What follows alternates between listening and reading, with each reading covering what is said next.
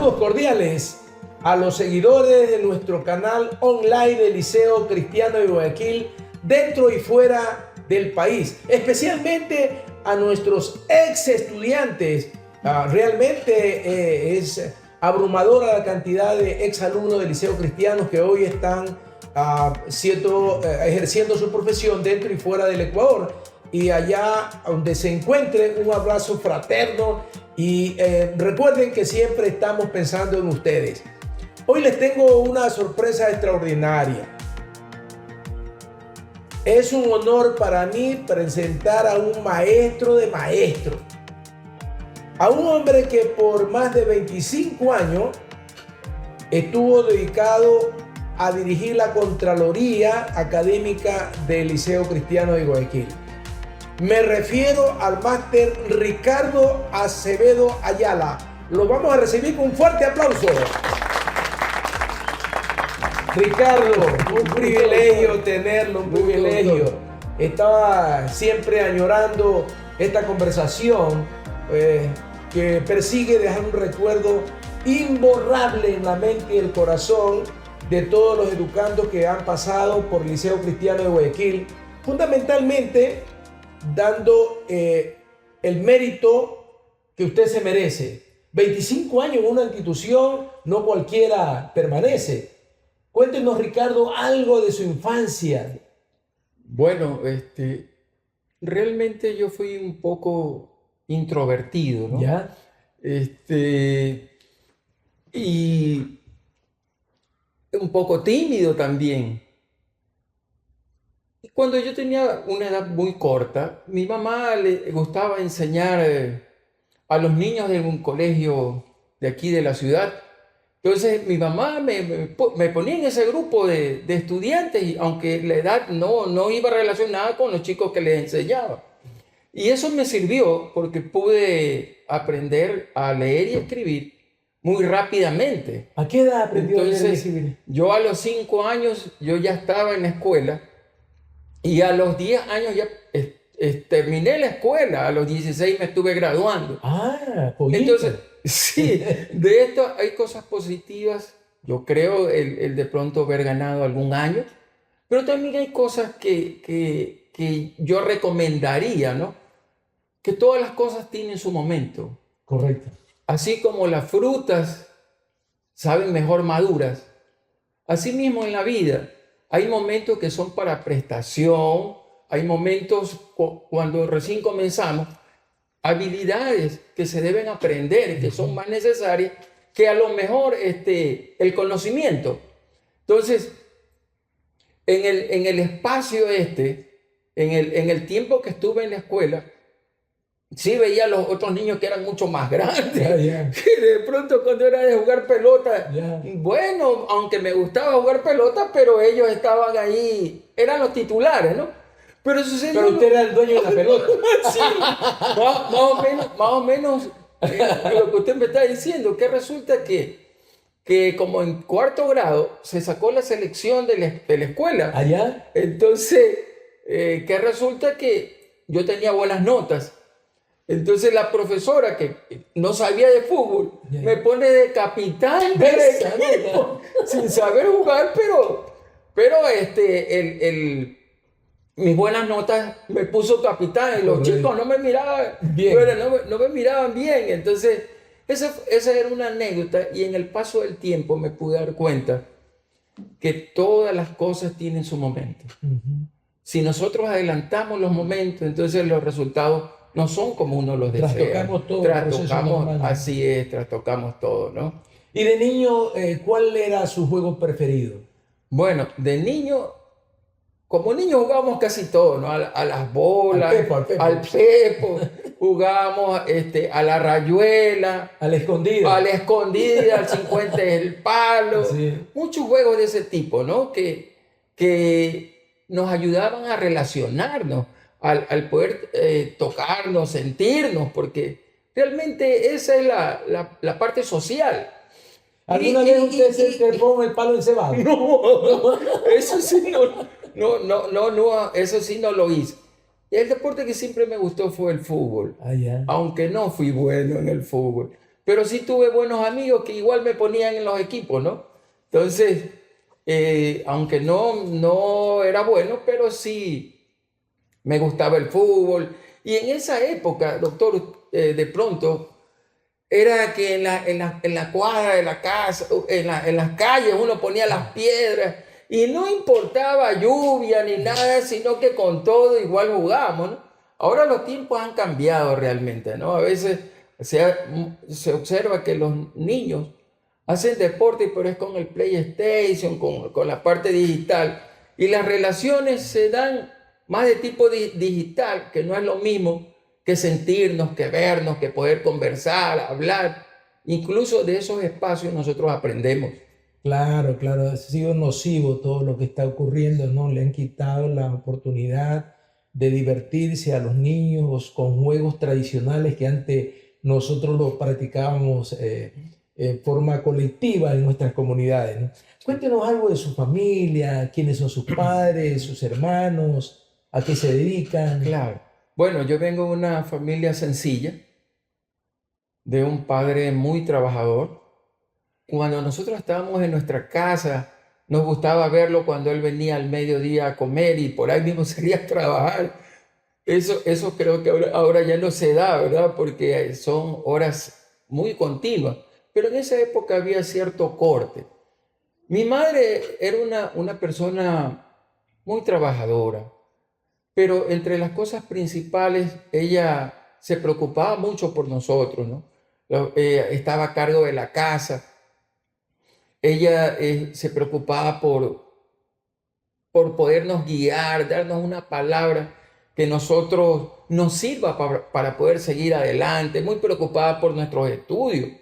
Bueno, del grupo de mis hermanos, todos son profesionales, mis hermanas. Tengo dos hermanas, que una tiene el título de profesora y la otra le gustó la parte técnica, tecnológica, ¿no? Entonces, y tengo también una hermanita con necesidades, con necesidades. Y esa ha sido mi familia, una familia que muy luchadora, nos ha gustado seguir pasando pruebas, pero siguiendo adelante, ¿no? Y yo soy el resultado de lo que ha hecho la educación. Gloria a Dios. ¿Cómo usted se interesó por el asunto de la docencia? Bueno, no fue aparentemente no fue lo que fue mi deseo, ¿no? Pero sí creo que Dios tiene un proyecto para cada persona. Y Dios fue construyendo en mí ese proyecto para poder estar en los lugares donde he estado como profesor. En algún momento, cuando iba a la iglesia evangélica, ahora cuando era pequeño, me dieron la oportunidad de trabajar en una escuela vacacional. En esa escuela vacacional se hacían muchas actividades. Y yo era el ayudante de esa clase. Pero ¿qué resulta? Normalmente las escuelas vacacionales duran una semana y es de muchas actividades que el profesor titular dejó de ir. Allá. Entonces fue mi oportunidad que no me la esperaba. Usted le cerruchó el piso. Que no me lo esperaba. Entonces me fue gustando eso de poder trabajar con los chicos. Terminó la escuela vacacional y me dieron la oportunidad de trabajar con jóvenes como maestro, ¿no?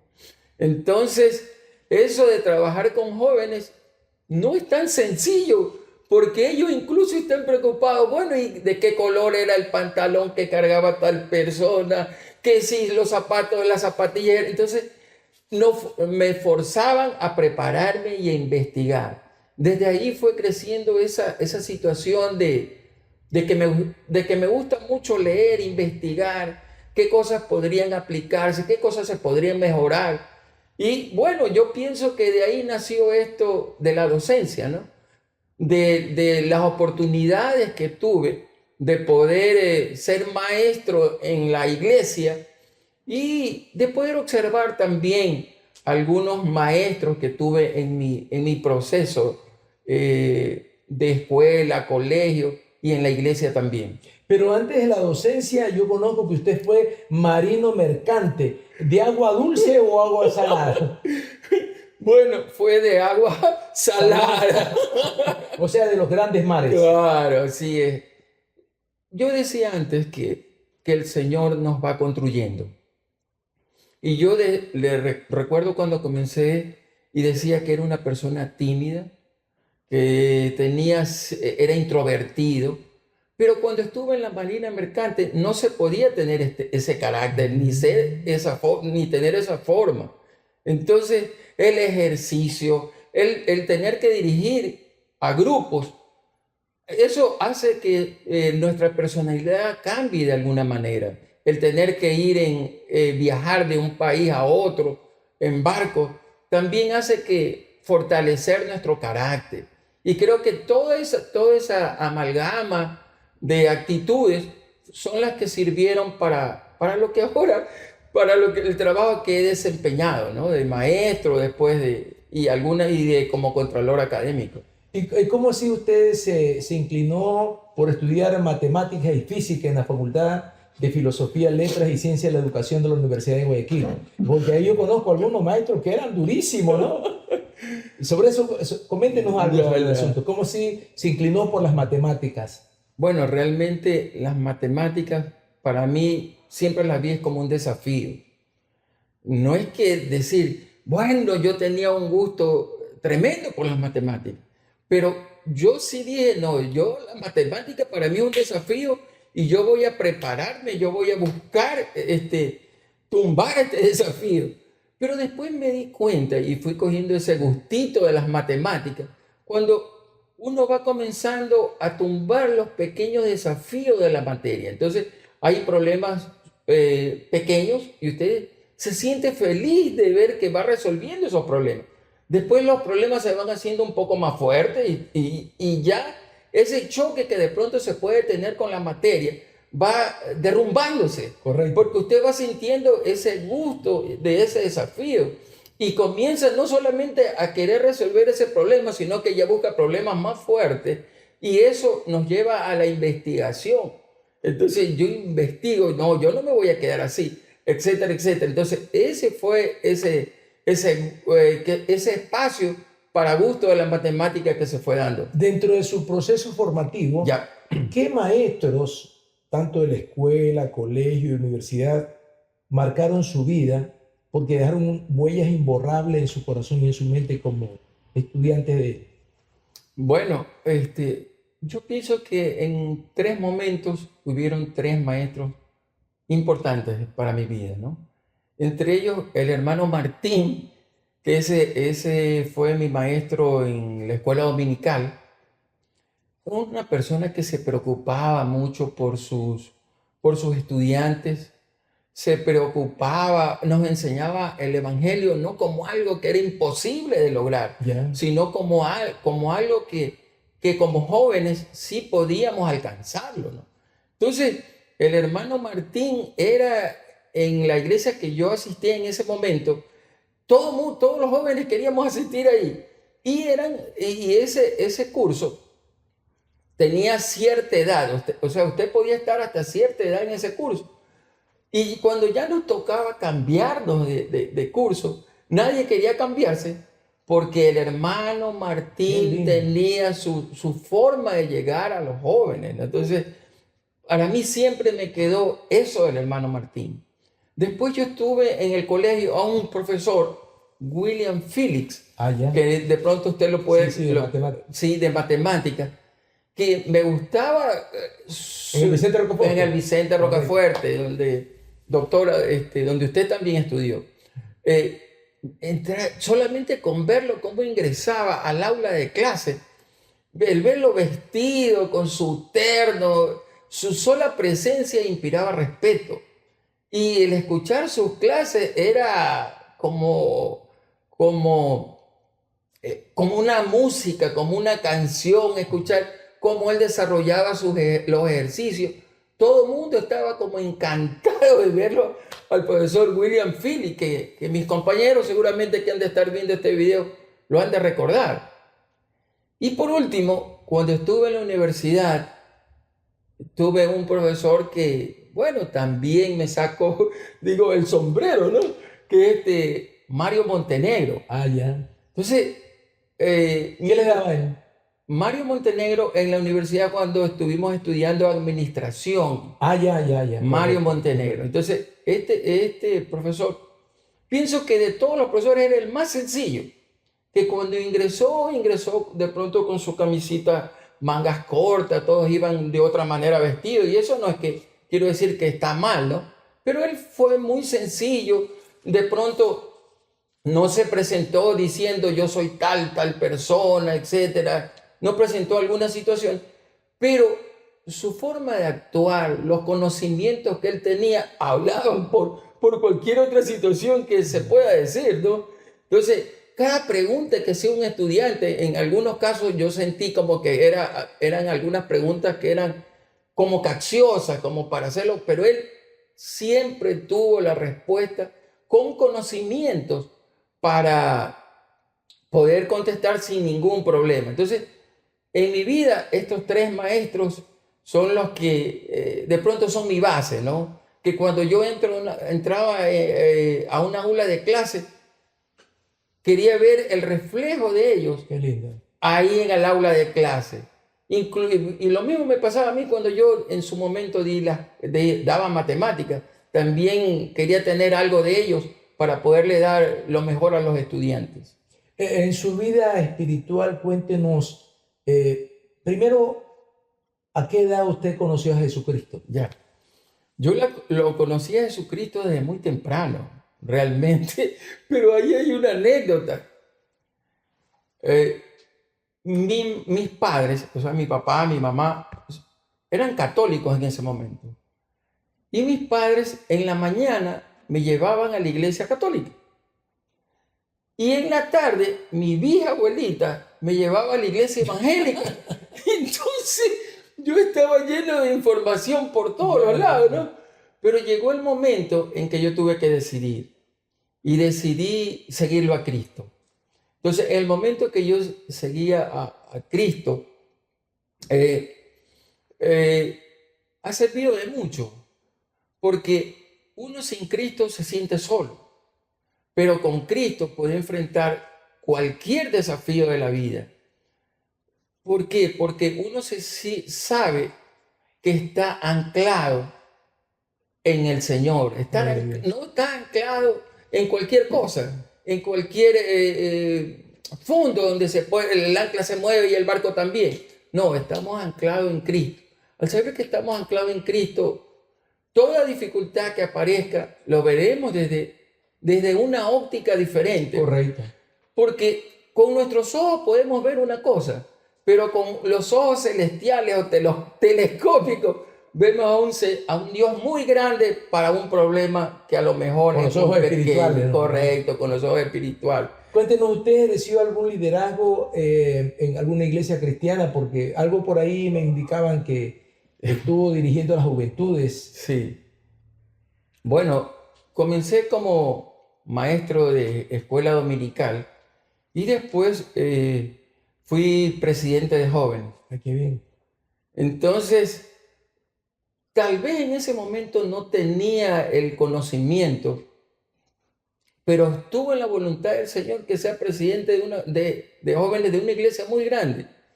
Lo que hizo que yo tenga que buscar al Señor, porque la situación era grande, porque era De como mucha de responsabilidad. mucha responsabilidad, porque es como un pastor, pero de Correcto, jóvenes. correcto. Entonces, pero siempre tuve la mano amiga del Señor y de los compañeros, de los jóvenes que siempre me ayudaron a salir adelante, ¿no?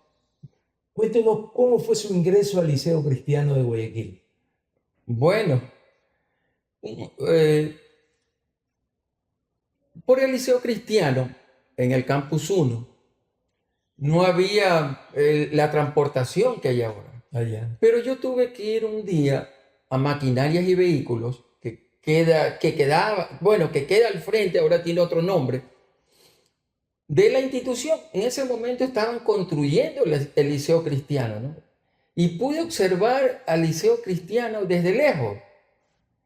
Y a esa altura yo estaba preparándome para ser educador y yo dije, yo voy a trabajar en ese liceo cristiano. Me puse en la mente de que yo iba a trabajar en el liceo cristiano y gracias a Dios ese sueño se cumplió y no solamente duró 1 año, 2 años, 3 años, sino muchos años, ¿verdad? De lo cual le doy gracias al Señor. En la Contraloría Académica que ejerció en el Liceo Cristiano Ya. por 25 años aproximadamente, ¿qué experiencia marcaron su vida en ese ejercicio, esa actividad? Bueno, al principio, como profesor de matemáticas, me sentía muy cómodo trabajando con los estudiantes, yo era feliz con los estudiantes, pero hubo un llamado de un momento a otro para hacer, vieron de pronto alguna actitud para el puesto de contralor académico, y eso, yo decidí en ese momento decir, bueno, voy a aceptar porque me ofrecieron ser el contralor académico, y yo dije, bueno, voy a aceptarlo. Y de esas tengo muchas experiencias, ¿no? Yo realizaba 3 tipos de observaciones. La primera, la observación diagnóstica, cuando los profesores recién llegan. Correcto. Entonces, el observar cómo dan sus clases de una forma natural y qué cosas se pueden mejorar de ese profesor, porque el colegio tiene su propio modelo educativo.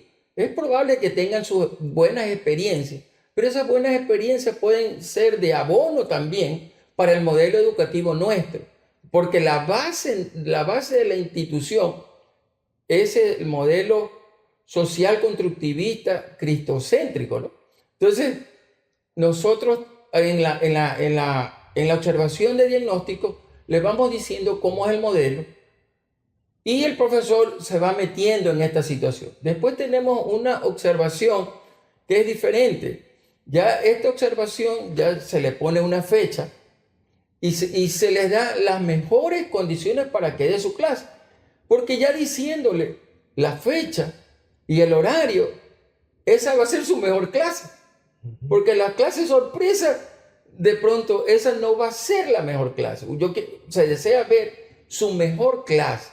Y ahí la posición del contralor académico es de retroalimentar al observar si hay alguna deficiencia, en qué cosas se puede mejorar. Retroalimentar.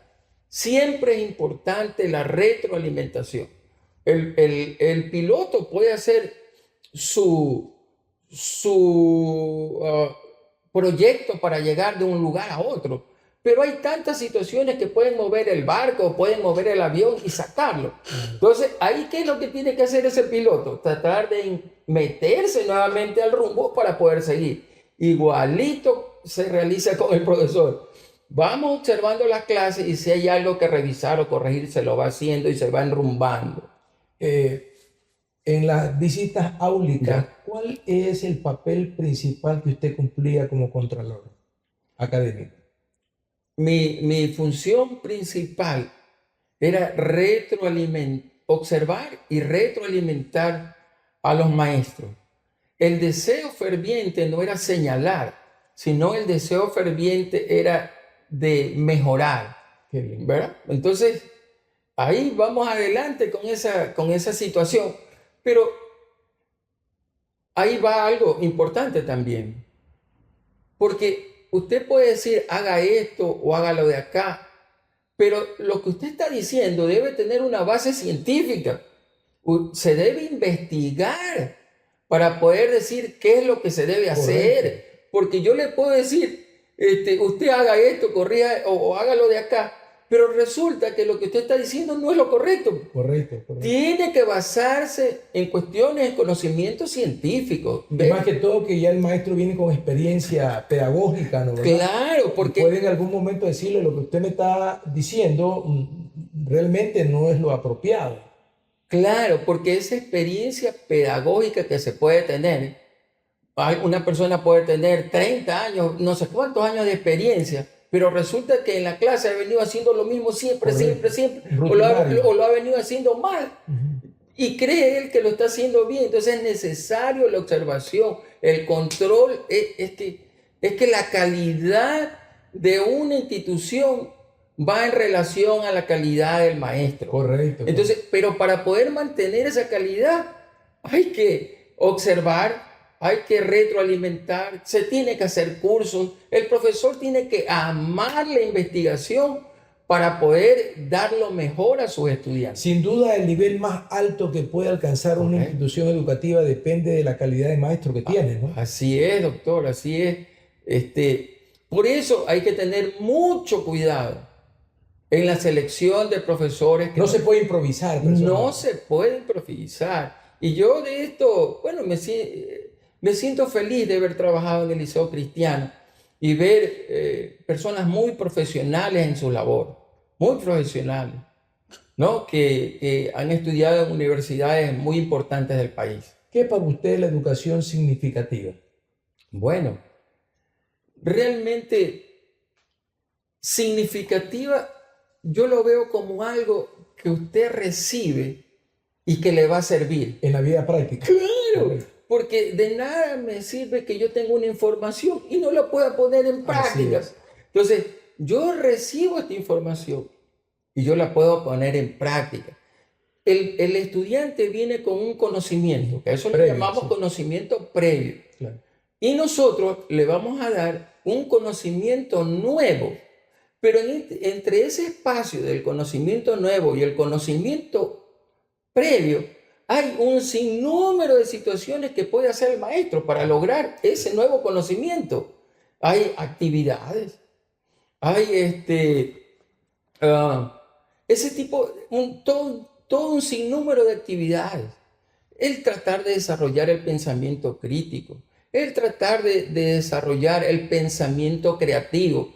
Mucho, doctor, se está hablando ahora a nivel mundial sobre el pensamiento creativo. ¿Por qué? Porque como se puede tener ahora información por todas partes, cosa que en mi tiempo era muy difícil, tenía que ir a una biblioteca, cogía un libro y de ahí tenía que irme a otro. Era el turno Claro, para poder y al final accesar al libro. Correcto. Y cuando ya me tocaba el libro, resulta que lo que quería ya lo habían roto. Claro. Entonces ya esa página ya no estaba, o sea, era una frustración. Tenía que irme a otra biblioteca. Pero ¿qué resulta? Que ahora la información es abundante. Más vale, hay que poner a veces como un stop, un freno para la cantidad de información. Y si nos metemos ahora en el campo de la inteligencia artificial, bueno, que a mí me fascina, y si nos metemos en el campo, bueno, ahí es mucho más todavía. Claro. Pero toda esa información no nos sirve de nada si nosotros no la ponemos en práctica. ¿Al maestro se lo podría considerar como un mediador del aprendizaje? Claro que sí. El maestro no debe dar todo masticado, toda la información, no debe ser expositivo, sino un mediador de los aprendizajes. Entonces, el maestro como mediador, ¿qué va a hacer? Va a preparar los ambientes,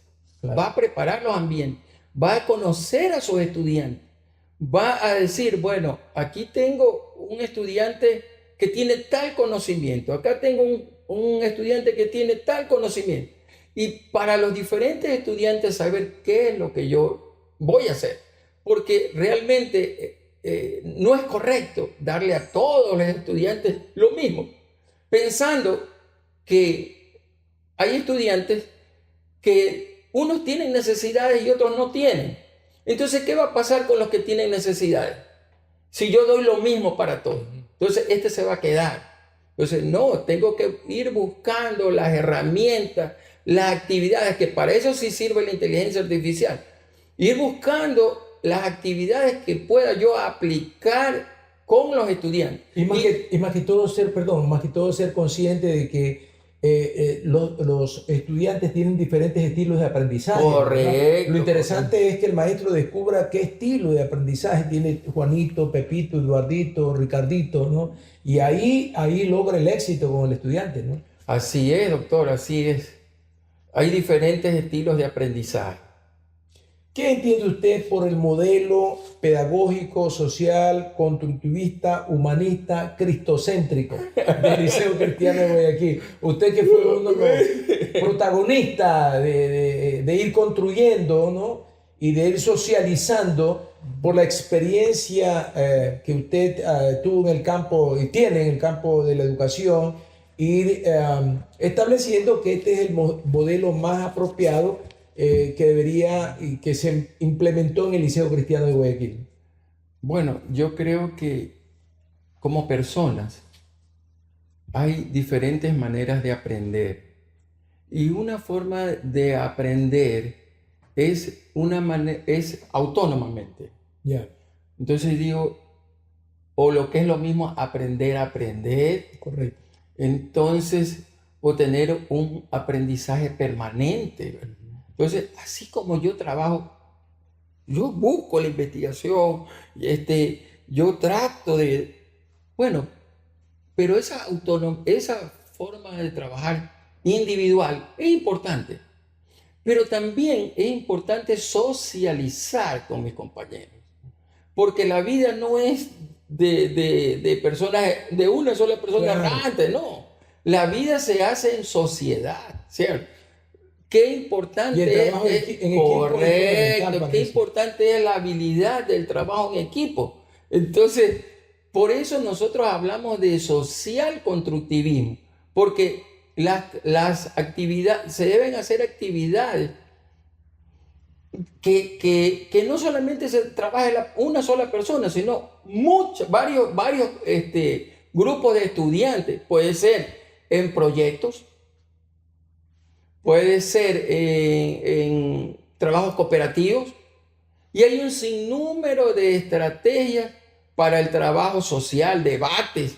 Entonces, es importante que el estudiante pueda trabajar autónomamente, pero también que trabaje en equipo. ¿Qué valor tiene la Biblia para usted?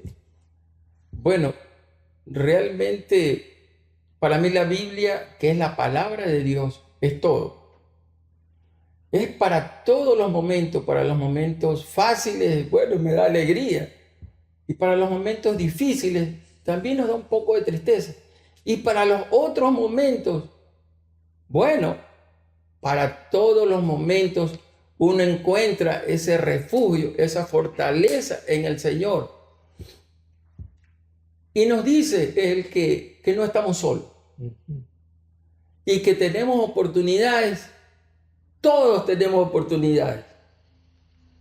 No es solamente para los sanos la palabra del Señor. La palabra del Señor principalmente es para los que están enfermos. Gloria a Dios. Uh-huh.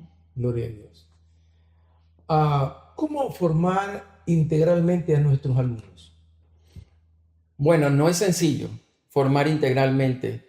¿Por qué? Porque no es solamente una persona la que está formando al estudiante. Aquí se debe trabajar en equipo.